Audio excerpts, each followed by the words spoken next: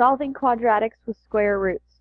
We've been graphing quadratics, but what you need to know about solving them means we are looking for those 2 points, which are called x-intercepts, roots, zeros, or solutions. It is possible to have a parabola that only has one x-intercept. That happens to be its vertex as well. Or we could also have a parabola that has no x-intercepts. We'll talk about what kind of answers those have very soon. That's in your next video. Those are imaginary. But in order to solve a square root function, a quadratic function with square roots, notice this is my a. It's in front of x squared, so it's a. This has no variable, so it's c, and that is also c. I am missing the b, the number in front of x. I don't have one. If that's the case, then I may use solving with square roots. So my goal is to get what's being squared alone. So I'm going to add 16. This should be 50. This should be 2x squared. Now I'm going to divide by 2 because only the x is being squared. So that's x squared equals 25. Then my job is to square root something that you haven't probably been told yet. Square root of 25, you know, is 5 times 5, but it could also be negative 5 times negative 5. Those two are a pair that match, and when you multiply, you get a positive 25. So this is how I write the answer, plus or minus 5. Either one of those will work. When I square a negative 5, I get positive 25. That one was pretty simple, so let's do another one. 7t squared minus 10 equals 25. Again, the t is being squared. I need to get it alone. This is a, c, and c. Those two go together. They are like terms. So 7t squared is 35. Divide by 7. 35 divided by 7 is 5. And when I square root both sides, 5 is not a square, so I'm going to say plus or minus the square root of 5. I don't want to deal with the decimal. I'll show you that it is a decimal. So the square root of 5, I don't want to write that down, so I can just leave it exact. This would be an estimate, because I would have to round. What happens if I get something a little bit tougher? Say r squared divided by 20 plus 8 equals 15. This is a quadratic equation. I've got it squared. A is there. This is c. Notice it has no variable. This is c and that's c. So I need to get all the c's together. So let's subtract 8. 15 minus 8 should be 7. Then I am currently dividing by 20, so to undo that, I'm going to multiply both sides by 20.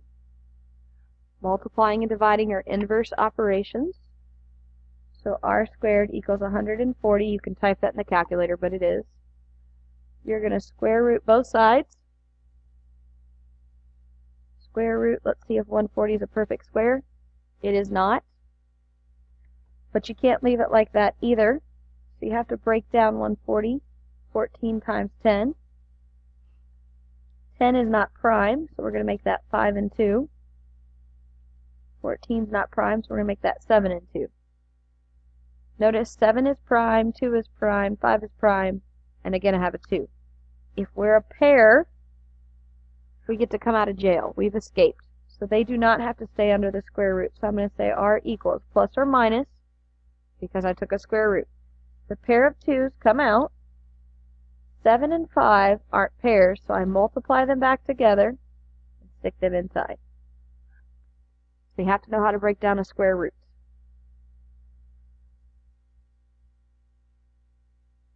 What if I have something as simple as a squared equals 50?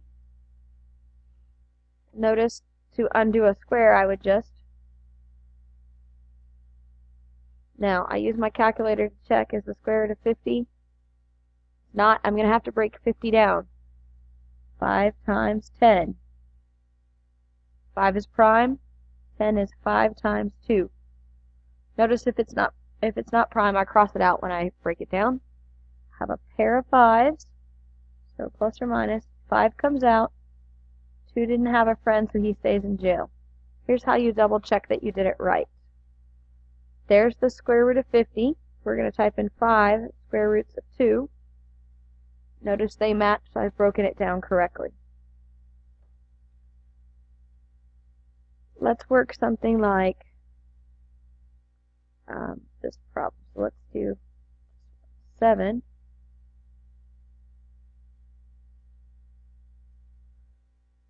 Now, this problem, number 5 that I've given you, is in vertex form. Vertex form can always be solved by square roots. That's the nice part about vertex form. But you don't want to FOIL like we were to get standard form. First I'm going to add 18, because my goal is to get the squared alone. So we're at 28. Then we're going to do not distribute. We're going to divide by 7. And 28 divided by 7 is 4. Now, the x minus 4 is trapped with a squared, so I can go ahead and square root. Very important what happens here. The square root of 4 is a pair of 2's. That means it's plus or minus a 2. There is no square root. They're a pair. They are free. When I add 4, this is where I get all of the problems. That is a 2 plus 4. It is also a negative 2 plus 4. The 4 was positive the whole time. So my two answers are 2 plus 4 is 6, and negative 2 plus 4 is 2. Again, this is a positive 4. It does not change. This is a 2 or a negative 2, either way. We need some more practice with these, I know. So let's do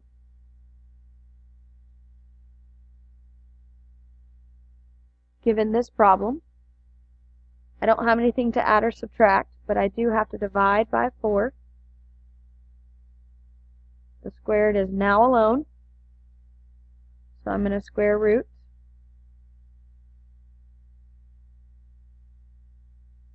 Now, the reason I wrote this is because 2 isn't a perfect square, and 2 times 1 is not a pair, so I multiply them back together and stick them under the square root.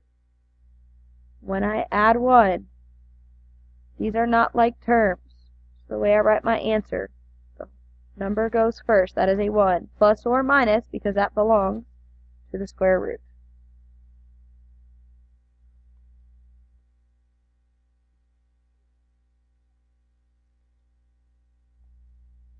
X squared minus 24, in this case it equals 0. I've got A and I've got C. If I move the 24 over, all I have to do is square root both sides. 24, in case you're not sure, is not a perfect square, so I'm going to have to break it down. Doesn't matter what you start with. I pick 6 and 4. 4, 2 times 2. 6 is 3 times 2. If I have pairs, circle them up. Plus or minus, because I'm taking a square root. The pair that gets to come out is 2. These two, the 3 and the number 2, are not pairs. 3 times 2 is 6. There's the correct broken down answer.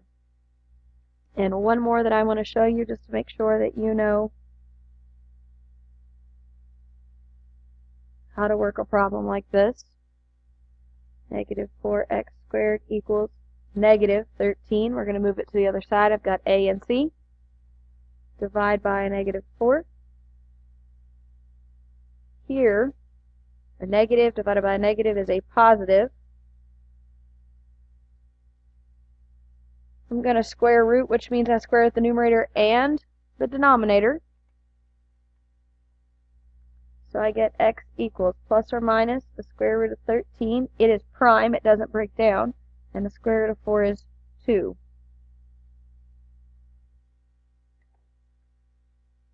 This last problem I want to make sure we practice, and it's probably the most challenging at times. A, C. So if I just get the x squared alone, I'm going to divide by a -5. Negative divided by a negative is a positive. That fraction does not divide nicely. I'm going to square root both numerator and denominator. So I get x equals plus or minus. The square root of 9 is 3. Square root of 5 doesn't work. It's prime. And this is the issue.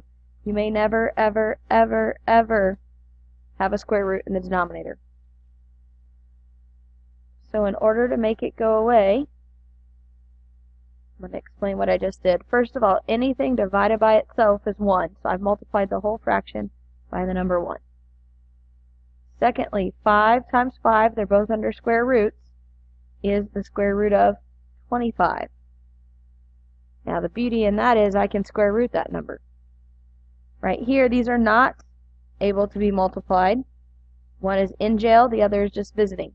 You go visit somebody, hopefully you don't, but if you were to visit someone in prison, you are just visiting. You visit the outside, you not go into the cell with them.